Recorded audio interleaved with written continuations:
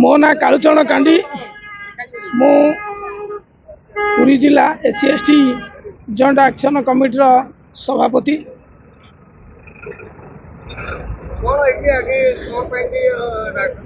आज आंदोलन मुख्य कथा अगस्ट 1 गोटे सुप्रीम कोर्ट तरफ SC/ST लोकों विरुद्ध रे गोटे नीति प्रणयन कर क्रिमिनाल आधार रे संरक्षण व्यवस्था को स्थिर कर परिप्रेक्षी में आज आंदोलन आमर दाबी हूँ विस्तृत भाव दाबी यह सुप्रीम कोर्ट माननीय सुप्रीम कोर्ट निष्पत्ति गोटे अगणतांत्रिक प्रक्रिया कर संवैधानिक भारत वर्ष संवैधानिक व्यवस्था थिला बेले जहाँ जिते संख्या तार सहित भाग हवा दरकार ये SC/ST लोकंर भागीदारी हूँ 38%। 38% को एपर्यंत 54 वर्ष 34 वर्ष है एपर्यंत फुलफिल कर पारि नहीं 22% एपर्यंत बाकी थिला बेले एटा को एभली गोटे अगणतांत्रिक प्रक्रिया कहउचंती माननीय सुप्रीम कोर्ट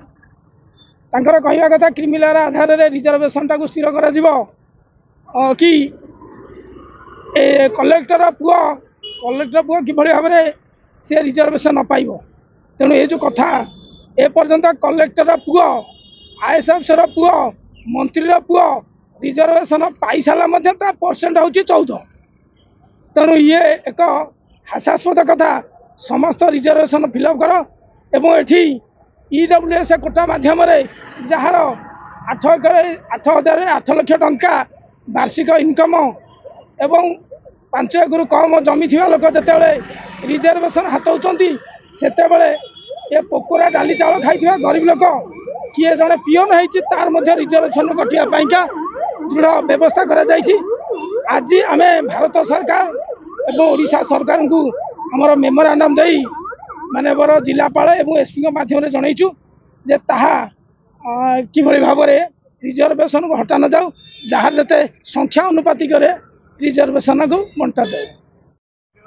जगन्नाथ भाई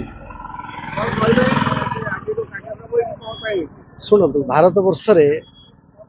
जो प्रकार गोटे अव्यवस्थार वातावरण सृष्टि गोटे माने असह्य भावना सृष्टि करी आज शासक दल केन्द्र रे जो प्रकार वातावरण सृष्टि करी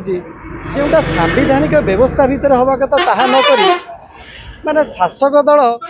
विशेष भाव में RSS BJP एमाने सुप्रीम कोर्टर प्रधान विचारपति मानू व्यवहार करी भारत वर्ष रे क्रिमिनल लागू करवा एवं रिजर्वेशन को गोटे उच्छेद करने जो प्रयास जारी रखिंट यहाँ केबे भी संभवपर नुहे। ए कथा को भारत वर्षर आमे समस्त दल